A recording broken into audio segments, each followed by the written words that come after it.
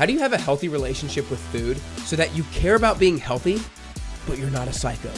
And so you can also teach your kids how to have a healthy relationship with food.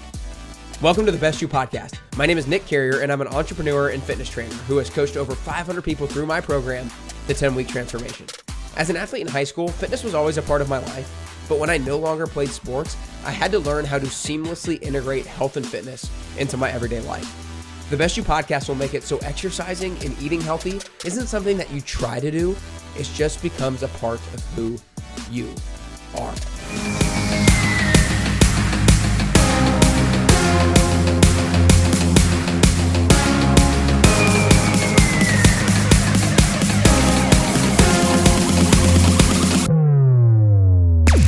Excited about today's episode on how to have a healthy relationship with food because, wow, now more than ever, I mean, it's kind of crazy how things change over time, right? Like 7 years ago for me when I was in college, and maybe it was just because when I was in college, but I didn't even really think too much about what I was putting in my mouth. I mean, I ate frozen pizzas, I ate Chipotle, I ate Jimmy John's subs like it was my job when I was a junior and senior in college, and it kind of makes me just like, oh gosh, quiver when I think about that now.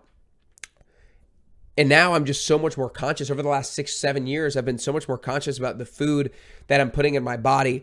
But the thing that I'm always trying to figure out the balance of is, yes, I'm a fitness trainer. Yes, I talk about nutrition and all this stuff.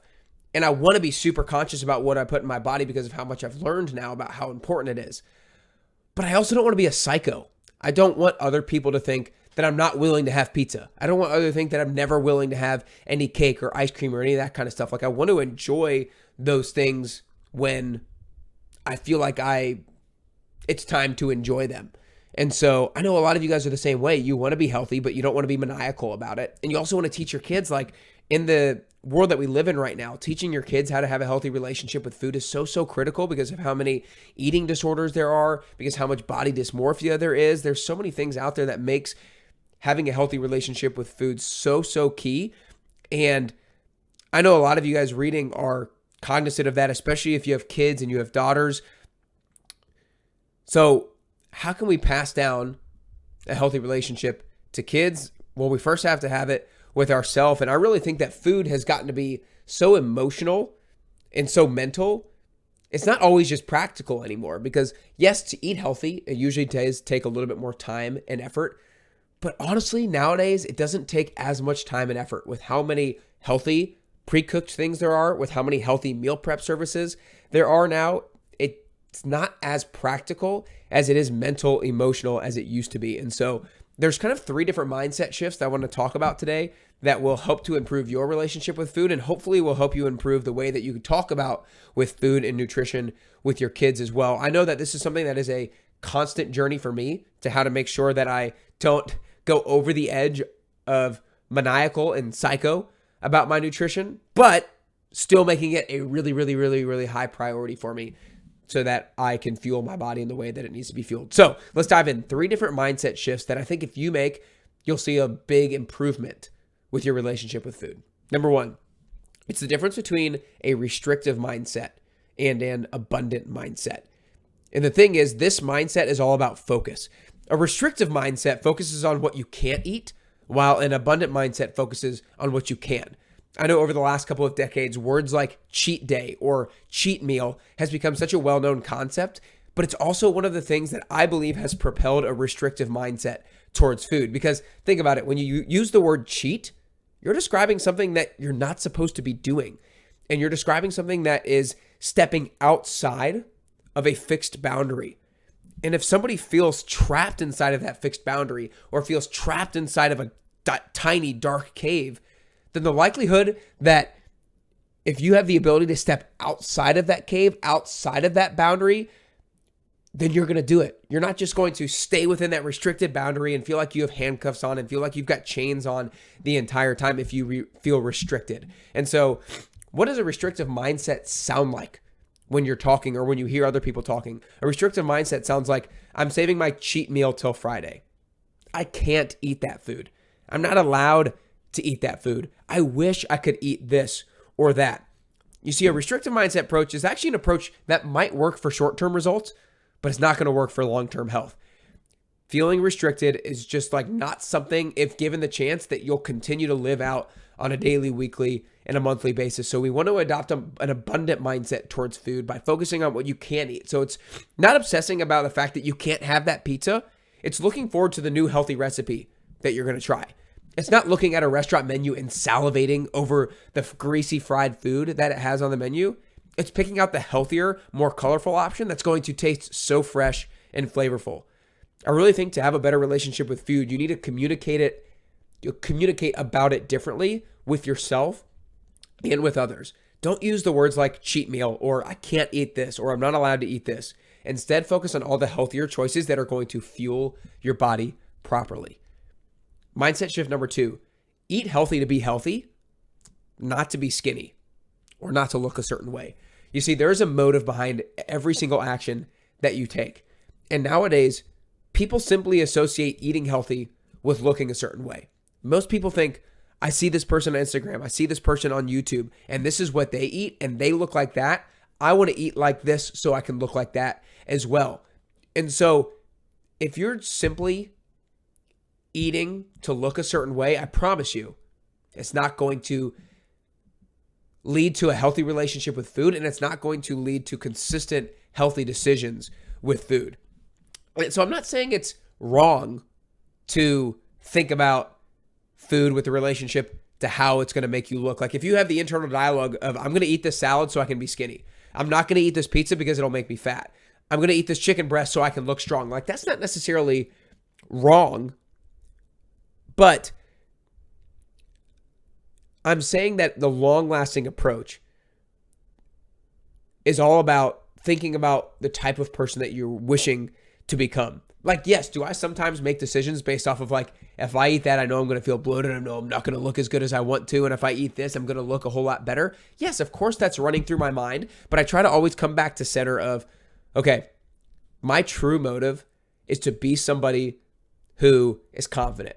My true motive is to eat this because I want to feel energetic. I want to eat this because I want to feel nourished. I want to feel like I'm doing my body a solid service and not a disservice. And so I think if you solely relate what you eat with how you'll look, it's going to lead to obsessiveness. But if you relate what you eat to the type of person that you want to become, then it's going to lead you to feeling in control of your health, and it's going to lead you to feeling peace around your food. So those of you with kids, make sure that you're not communicating that we should eat this because we want to look a certain way. We want to eat this so that we don't gain weight. No, we want to eat this because it's going to fuel your body. You want to eat this because it'll allow you to be the most confident, energetic, and best version of yourself. Make sure that we're communicating about it that way rather than tying food specifically just to how you look.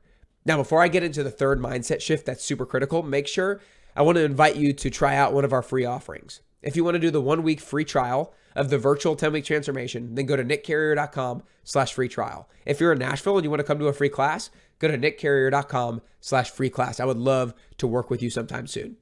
Okay, third mindset shift is you are what you eat repeatedly, not what you eat in isolation. Like I said, I admitted to when I was in college, I ate pizza, Jimmy John's, Chipotle like it was my job. And guess what?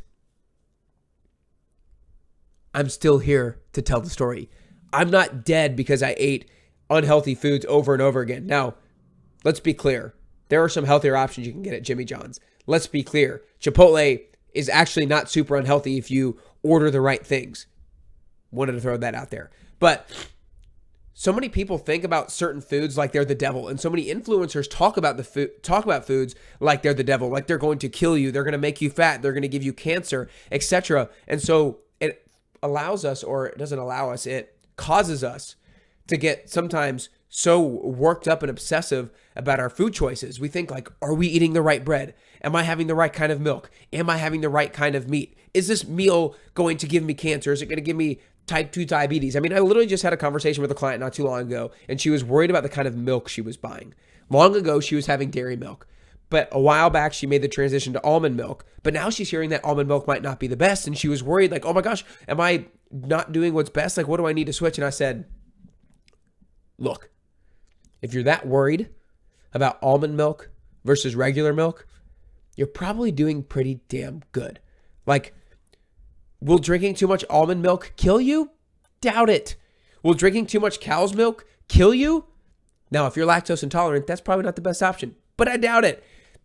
The thing about food is so many people label it as good or bad, healthy or as unhealthy, terrible or optimal. But the reality of the situation is that all foods lie on the spectrum of terrible versus optimal. Some foods are really, really good. A lot of what you're eating is somewhere in the middle. Maybe it's on the healthier side. Could it be better? Yes, but it could be a whole lot worse. So don't beat yourself up if you have a few bad meals that are suboptimal.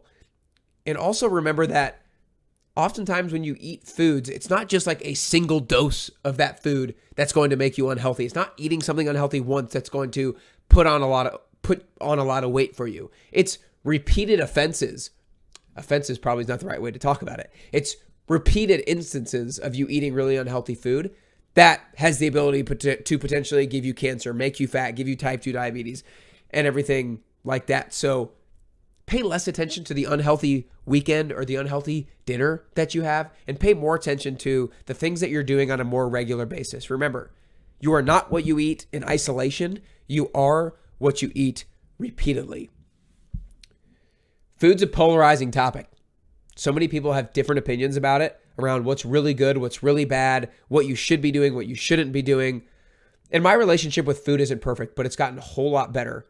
The more I have consciously tried to make mindset shifts and consciously tried to speak about it differently internally in my head, but also speak about it with other people as well. Because the absolute last thing I want is for me to become a psycho dad who doesn't let their kids, their 5-year-old or 6-year-old kids go to McDonald's if 20 of their friends are going to McDonald's on a school trip or with a different set of parents. Like, I don't want to be that person. I don't want to be that psycho, that person that everybody's like, oh, their kids are not going to they're not going to go get any kind of fast food. Now, if it's under my control, am I going to get the McDonald's? You bet your bottom dollar I will not. But I don't want to be the maniacal person when food is not under my control, then so be it. So the mindset shifts that I have made that have been huge for me, and I hope will help you too, are this. We don't want to have a restrictive mindset, but an abundant mindset. Number 2, eat healthy to be healthy, not to be skinny. Number 3, you are what you eat repeatedly, not what you eat in isolation. And remember, there's plenty of skinny people who are very, very unhealthy. Don't make it about how you look. At least not entirely, right? That's always going to be part of the picture. But make it about how you feel and who you want to become. That will allow you to have a healthy relationship with food and ultimately allow you to get closer and closer to your best you.